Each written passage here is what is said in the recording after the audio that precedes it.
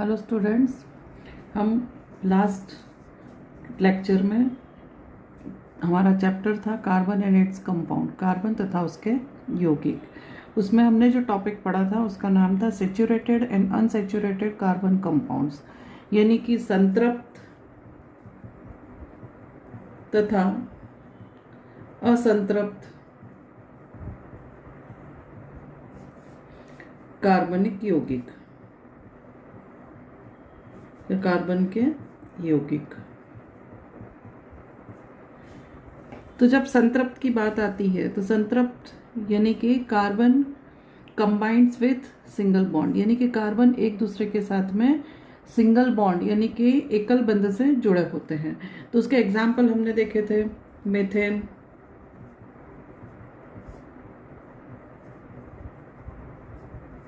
Methane यानी कि CH4 में चार हाइड्रोजन कार्बन के साथ में इस तरह से एकल बंध से जुड़े होते हैं। इसके अलावा हमने देखा था इथेन, यानी C2H6 यानी 2 कार्बन, उसके साथ में 6 हाइड्रोजन इस तरह से एकल बंध से जुड़े हैं। ये चीज़ें हम लास्ट लेक्चर में देख चुके हैं। तो कोई भी कंपाउंड में, कोई भी यौगिक में यदि कार्बन दूसरे तत्वों के साथ में एकल बंध से, सिंगल बॉन्ड से जुड़ा होता है तो वो क्या कहलाते हैं? संतृप्त यानी कि सैचुरेटेड हाइड्रोकार्बन्स कहलाते हैं। ये चीज़ हमें समझ में आ गई है। अब हम हमारा आज का नया देखते हैं। इसमें एक कंपाउंड है हमारा C2H4 यानी कि इथीन।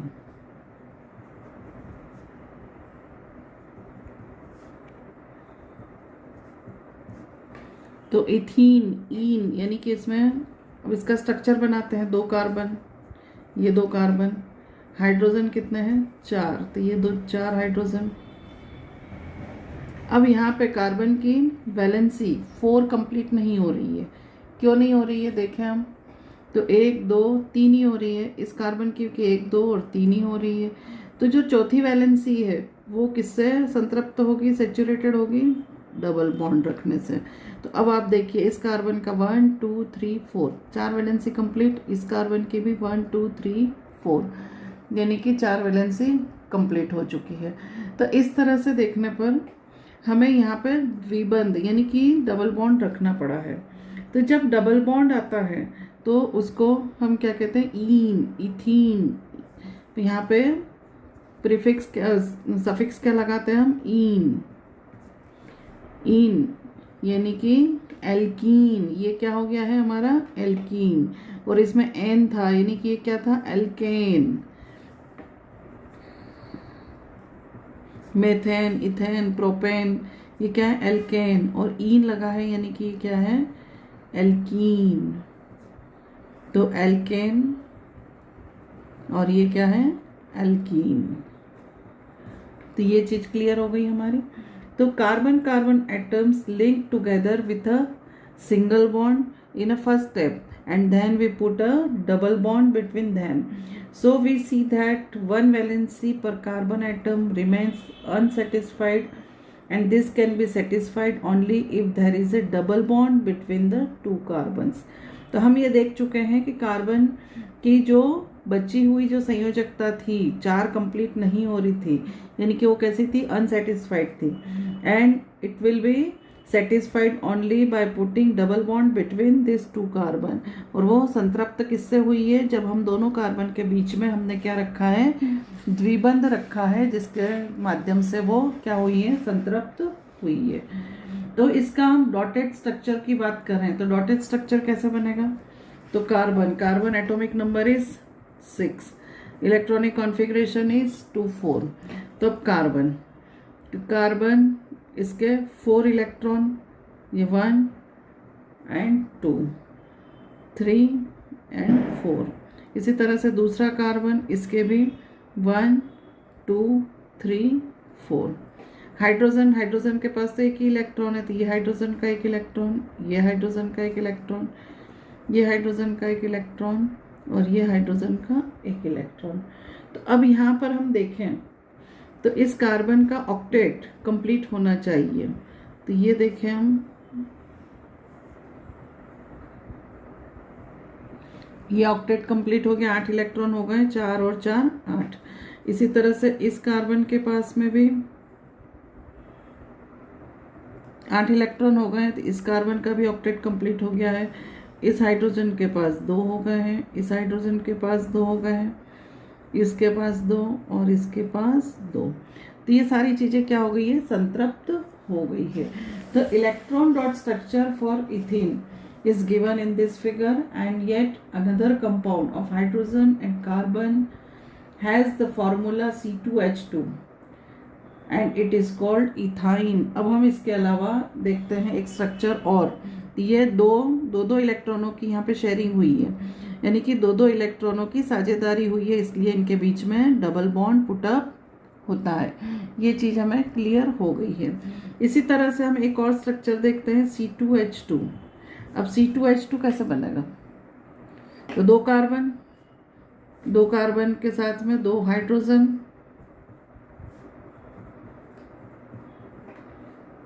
सॉरी 4 रख दिए मैंने। स्ट्रक्चर को हम 2 कार्बन और उनके साथ में 2 हाइड्रोजन, तो ये 2 हाइड्रोजन हो गए हमारा, तो 2 हाइड्रोजन हो गए।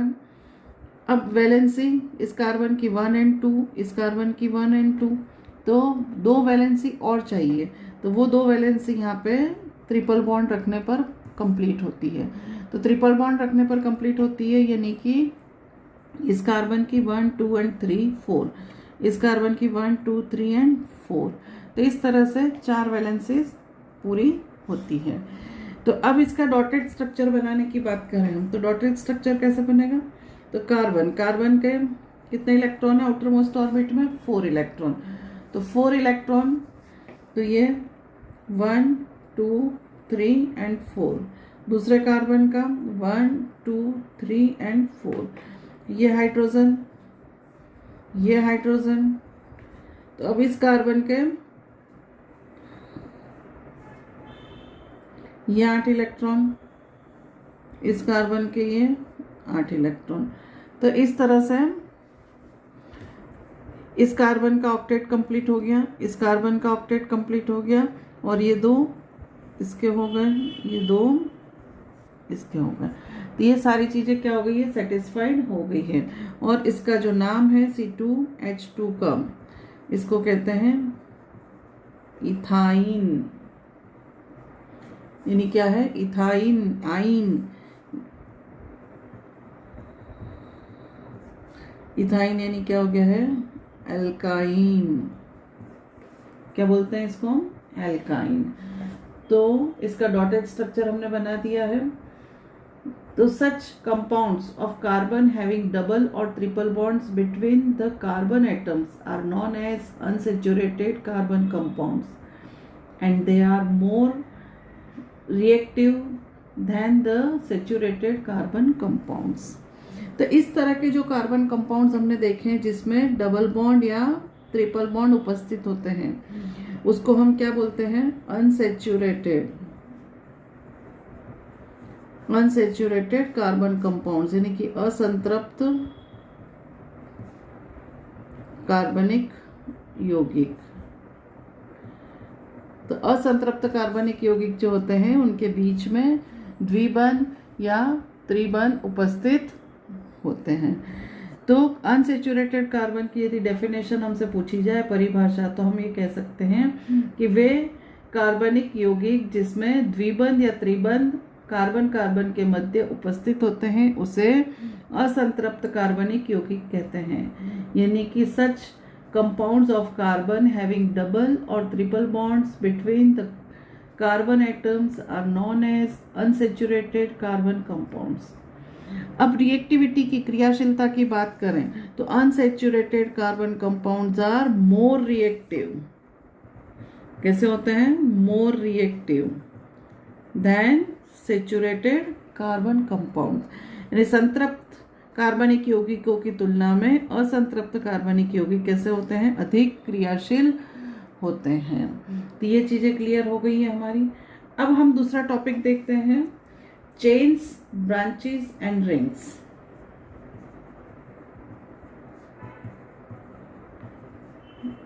Branches and rings.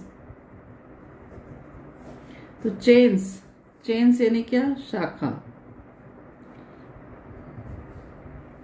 चेन यानी श्रृंखला, हिंदी में इसको बोलेंगे श्रृंखला। ब्रांचेस यानी शाखा, और रिंग्स यानी चक्रीय। तो ये शब्द हमें समझ में आया। चेन यानी श्रृंखला, ब्रांचेस यानी शाखा, एंड रिंग्स यानी चक्रीय। In the earlier section, we mentioned the carbon compounds methane, ethane, and propane containing carbon having single bonds. And such chains of carbon atom can contain many more carbon atoms. The name and structures of 6 carbon atoms can be seen. तो हम previous जो section में पढ़ के आए हैं उसमें methane, ethane, propane ये हम पढ़े हैं। तो इसमें क्या होता है? कार्बन की श्रृंखला, चेन होती है। क्या होती है? कार्बन की श्रृंखला। 1 कार्बन मेथेन, 2 कार्बन है तो इथेन, 3 कार्बन है तो प्रोपेन, 4 है तो ब्यूटेन, 5 है तो पेंटेन, 6 है तो हेक्सेन। ऐसे लंबी की लंबी श्रृंखला यानी कि चेन बनती जाती है। तो अब हम इस चैप्टर में 6 कार्बन तक की श्रृंखलाओं को देखते हैं। तो सबसे पहले 1 कार्बन वाली श्रृंखला क्या होगी? 1 कार्बन वाला कौन होता है? मेथेन। स्ट्रक्चर होता है CH4। तो उसका स्ट्रक्चर कैसे बनेगा? ये एग्जाम में आपको पूछा जाता है। ये 1 कार्बन का इस तरह से बनेगा CH4। इसके बाद में दूसरा इथेन C2H6। तो उसमें ये 2 कार्बन, ये 6 हाइड्रोजन। और इसको इस तरह से न लगाते हुए हम ऐसे भी लगा सकते हैं।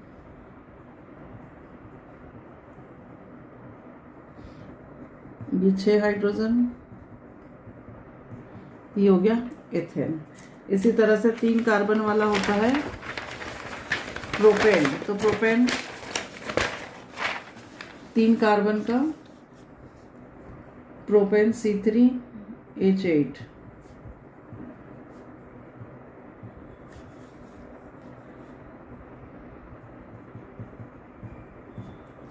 तो प्रोपेन तो 3 कार्बन, 1 2 ये 3, 8 हाइड्रोजन।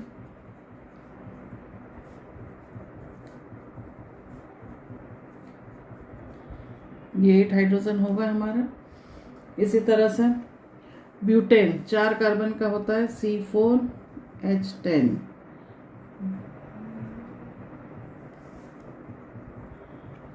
ब्यूटेन तो 4 कार्बन, 1 2 3 4। इसमें 1 2 3 4 5 6 7 8 9 और 10। तो इस तरह से 10 हाइड्रोजन बन गए। ब्यूटेन के बाद में पेंटेन 5 कार्बन वाला C5H12। पेंटेन तो 5 कार्बन, 1 2 3 4 5, 1 2 3 4 5 6 7 8 9 10 11 12। ये हो गए हमारे 12 हाइड्रोजन। इसी तरह से 6 कार्बन वाला C6H14। ये पेंटेन, इसको बोलते हैं हेक्सेन। तो हेक्सेन 1 2 3 4 5 6, ये 6 कार्बन हो गए। अब इनके साथ में हाइड्रोजन 1 2 3 4 5 6 7 8 9 10 11 12 13 एंड 14। ये 14 हाइड्रोजन हो गए। अब वैलेंसीज चेक करें हम, तो कोई भी एग्जाम्पल ले लें हम। प्रोपेन लेते हैं। इस कार्बन के लिए 1 2 3 4, इस कार्बन के लिए 1 2 3 4, इसके लिए 1 2 3 4, चारों वैलेंसी कंप्लीट हो रही है। इसी तरह से यहाँ पे भी ये 4 वैलेंसी कंप्लीट है, ये 4 है, ये 4 दिखाई दे रही है हमें, ठीक है।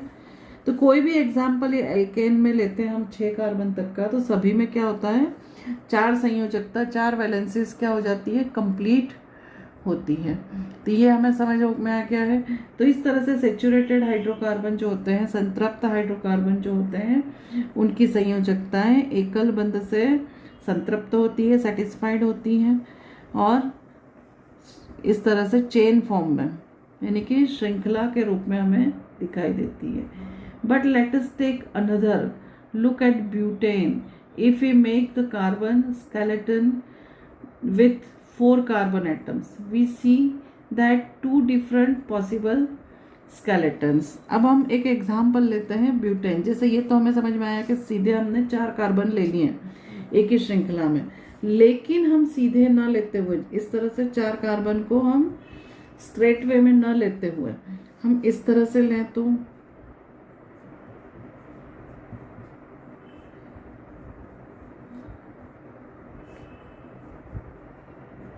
ये 4 कार्बन इस तरह से लें, तो अब इस 4 कार्बन में वैलेंसीज कैसे हाइड्रोजन से हम सेटिस्फाइड करते हैं ये देखते हैं।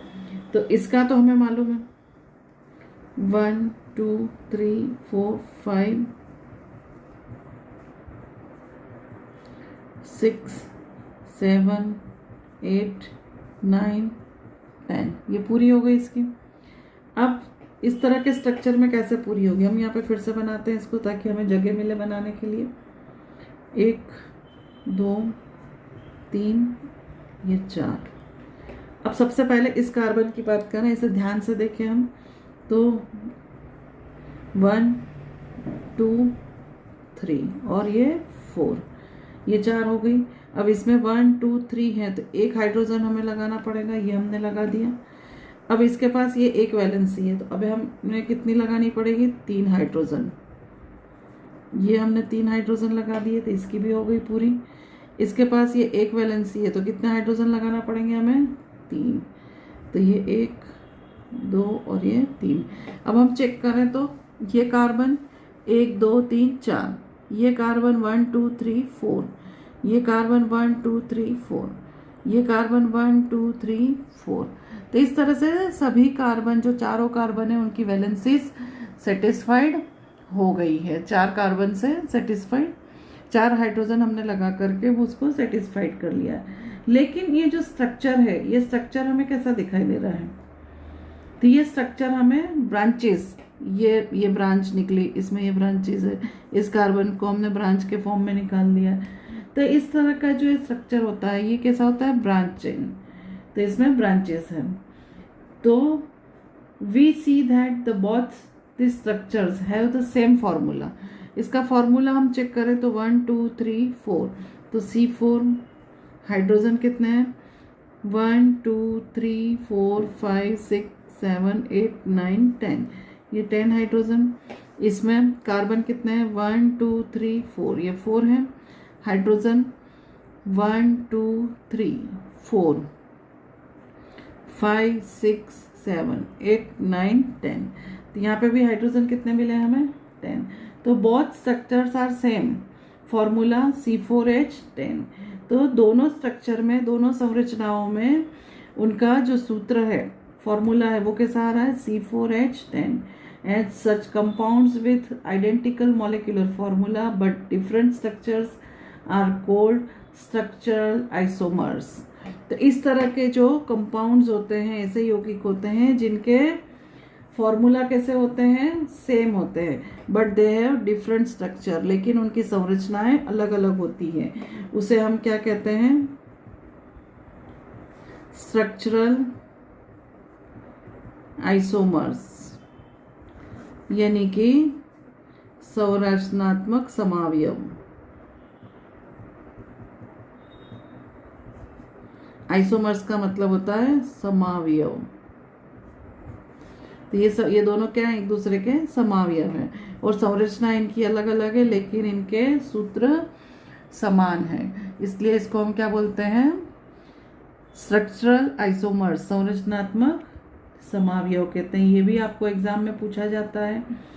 इन addition to straight and branch carbon chains, some compounds have carbon atoms arrange in the form of a ring. For example, cyclohexane has the formula C6H12 and the structure. अब structure की बात करें हम, कुछ फॉर्म्स ऐसे होते हैं, कुछ कार्बन के यौगिक ऐसे होते हैं जो कार्बन पूरे रिंग फॉर्म में, यानी कि चक्रीय फॉर्म में, चक्रीय रूप में अरेंज होते हैं, व्यवस्थित होते हैं। तो उसके एग्जाम्पल हम लें तो उसका एग्जाम्पल है हमारे पास में साइक्लोहेक्सेन।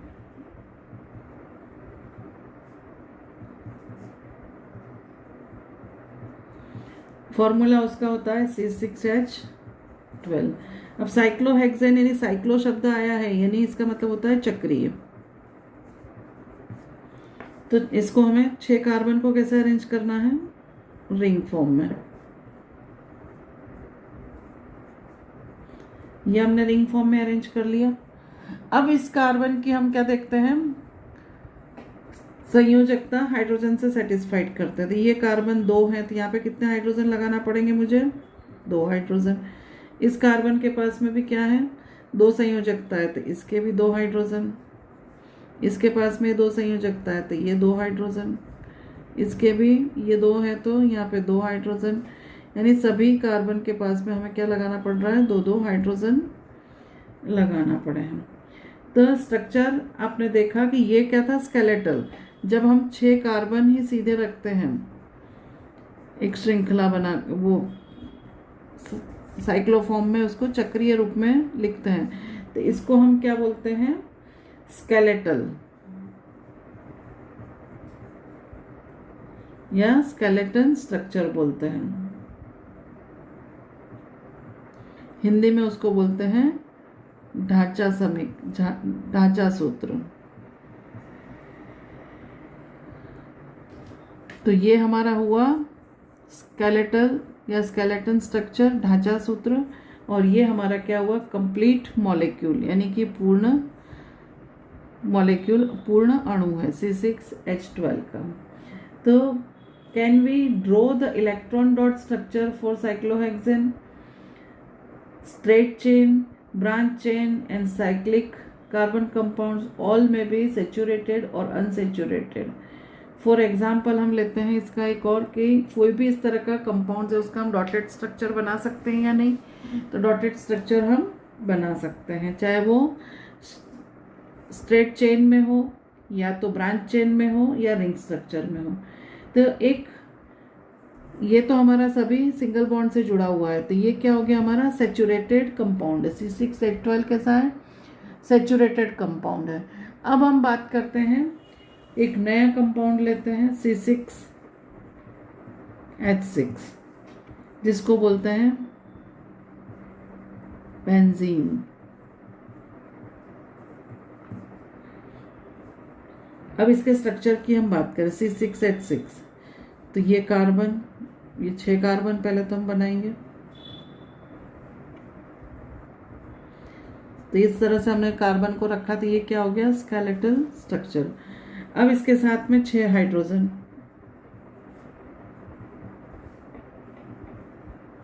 ये सभी के साथ में एक एक हाइड्रोजन लगा दिया मैंने। अब वैलेंसी चेक करते हैं, तो इस कार्बन की हो रही है 3, यानी कि एक वैलेंसी कैसी है, कम है, 1 2 3। तो मैंने यहाँ पे उसको सेटिस्फाइड करने के लिए अपन क्या करते हैं, पहले प्रीवियस उसमें देख चुके हैं कि वैलेंसी को सेटिस्फाइड, संतृप्त करने के लिए हम क्या करते हैं, डबल बॉन्ड लगा देते हैं। तो ये आप देखिए, इस कार्बन का 1 2 3 4, 4 कंप्लीट हो गई। इस कार्बन का चेक करते हैं, तो 1 2 3 4, यानी इस कार्बन की भी 4 संयोजकता हो गई है। अब इस कार्बन के पास में 1 2 और 3 हो रही है, तो एक कम पड़ रही है, तो इसके लिए हमने यहाँ पे भी we will put double bond between this 2 carbon. अब हमने यहाँ पे कार्बन के बीच में रख दिया डबल बॉन्ड, तो अब 1 2 3 4, 4 संयोजकता पूरी हो गई। अब इस कार्बन की 1 2 3 4 कंप्लीट है। इस कार्बन को हम देखते हैं, तो 1 2 और 3, 3 ही संयोजकता है, तो इसको सेटिस्फाइड करने के लिए हम क्या करेंगे, यहाँ पे डबल बॉन्ड पुटअप करेंगे। तो ये मैंने डबल बॉन्ड रख दिया, तो इस कार्बन की 1 2 3 4 4 संयोजकता हो गई, इस कार्बन में 1 2 3 4 4 संयोजकता हो गई। तो इस तरह से हमने इसको सेटिस्फाइड सभी 6 कार्बन को कर लिया है। And all this carbon compounds which contains only carbon and hydrogen are called hydrocarbons. अभी एक नई चीज हम इसमें समझ रहे हैं। तो यहाँ पे हमने जो देखा, इसमें ऑल्टरनेट डबल बॉन्ड पुटअप करके हमने सभी कार्बन को 6 कार्बन को क्या कर लिया है, सेचुरेटेड फॉर्म में ले आए हैं, यानी कि संतृप्त अवस्था में हम इसको ले आए हैं। तो ये हमारा कंप्लीट स्ट्रक्चर हो गया बेंजीन का, इससे अच्छे से समझ में आ गया है। अब हमने जितने भी कंपाउंड्स देखे, methane, ethane, propane, butane, cyclohexane, benzene, तो इन सभी में क्या है, कार्बन एंड हाइड्रोजन प्रेजेंट है। तो ऐसे जो कार्बन के यौगिक होते हैं जिसमें कार्बन और हाइड्रोजन उपस्थित होते हैं, उसको हम क्या कहते हैं, हाइड्रोकार्बन्स।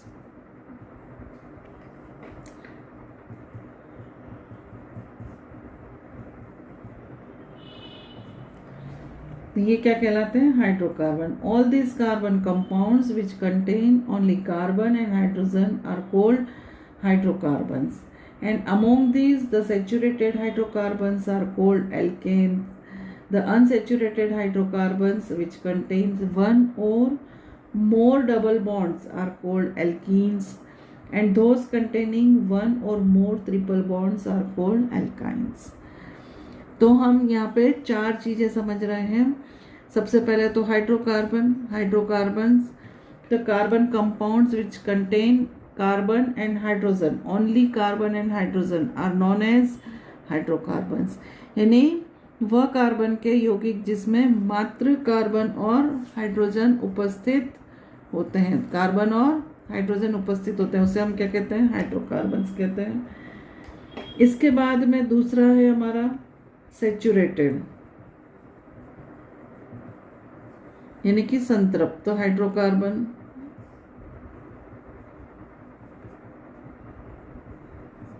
संतृप्त हाइड्रोकार्बन किसको कहेंगे हम, वे हाइड्रोकार्बन जिनके मध्य क्या होता है, एकल बंध उपस्थित होता है, एकल बंध से वो सेटिस्फाइड होते हैं, उसे हम क्या कहते हैं, सेचुरेटेड हाइड्रोकार्बन्स कहते हैं। और सेचुरेटेड हाइड्रोकार्बन में कौन कौन से आते हैं, एल्केन, उसको क्या बोलते हैं, जो मात्र सिंगल बॉन्ड से जुड़े होते हैं उसको हम क्या कहते हैं, एल्केन।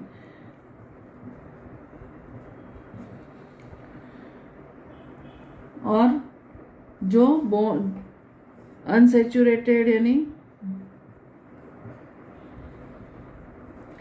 असंतृप्त,